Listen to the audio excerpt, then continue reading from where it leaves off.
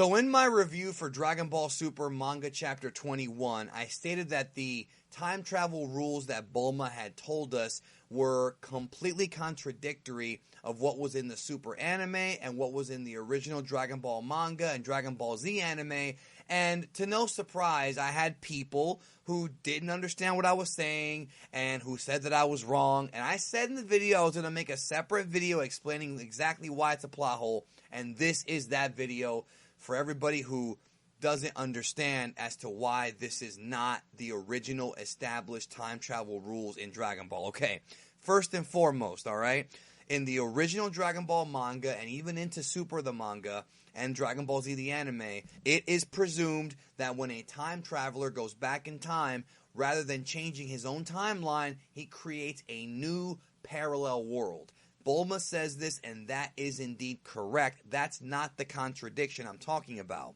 When you go back in time, you create a new timeline, and then you have a connection through your time machine with that timeline. It's a parallel world, and that is how Trunks is able to continue to hop between the two timelines and how they do it in Dragon Ball Super. Now, for the purposes of this video, I'm only going to focus on the Dragon Ball Super manga, not the Dragon Ball Super anime, because the plot hole in question happened in the manga. So, in Chapter 21 of the manga, Toyotaro writes Bulma to say that the link between the two parallel universes is not necessarily dilated through time. What does that mean? That means that whenever time passes in the present, time passes in the future at the same time because of the link between the parallel worlds. So by that logic, time goes by simultaneously. So if I go back in time on May 1st, and I go back to the future on May 4th, I'll go back to the future 3 days after I originally went back in time. So the two timelines are still moving.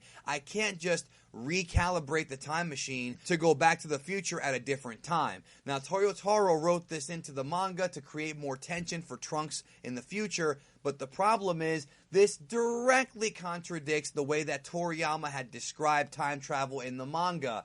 First of all, the first time Trunks goes back in time to meet Goku and give him the medicine, he went back 20 years. He was 17 years old, and he went back about 2 years before he was even born.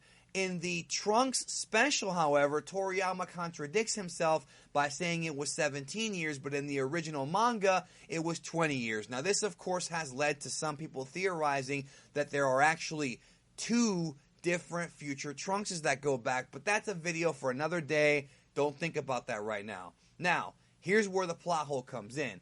Trunks tells Goku that he's going to be coming back to the past once Bulma finishes charging the time machine, so he can come right back to help them out.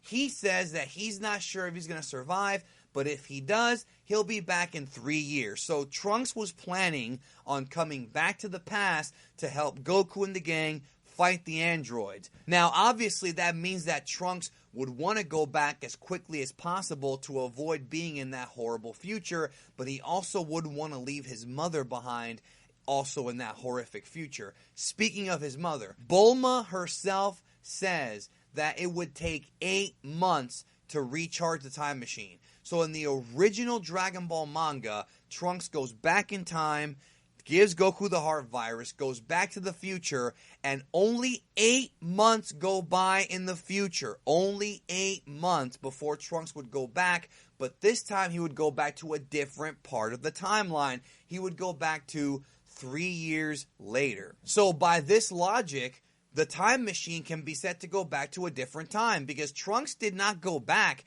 8 months after he met Goku. He went back 3 years. 8 months passed in the future, 3 years passed in the main timeline.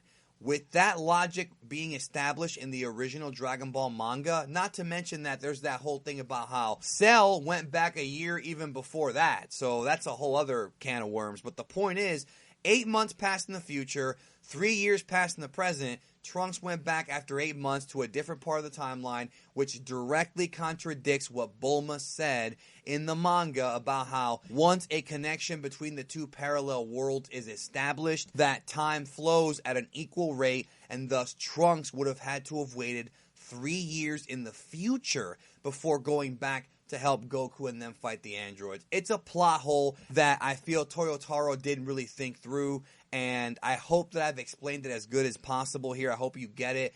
But at this point, if you still don't believe it's a plot hole, I don't know what to tell you. It's right there in black and white, literally, that the original rules of time travel have been changed in Dragon Ball Super, as well as the connection between the parallel worlds. There was always a connection between the parallel worlds, but as far as Bulma saying that when time passes in the present, time also passes at an equal rate in the future, that's a bunch of BS, because then what's the point of even having a time machine? Like, what is that? It's just done for convenience so that Toyotaro can say, hey, you can only go back to the future one more time. Let's add drama. But again, it contradicts the original story. It could be possible that maybe you could make some kind of headcanon to where maybe when you go back from the future to the past, it changes the rules, but that's not what Bulma said. It's headcanon. And quite frankly, guys, I'm being very honest with you guys, I'm kind of tired of talking about this damn time travel shit because it does not make sense in Dragon Ball Super. I've done my absolute best to try to make it make sense, and there's still holes. So I'm doing the best I can, but I'm probably still going to cover more of this in the future. But let's take a little break from it now, and hopefully won't have to deal with this again for quite some time. Anyways, thank you so very much for watching the video. I hope you understand a little bit more than before. And if you have any questions or anything, leave your comments down below. I hope I explained it good. And I hope each and every one of you have a great day.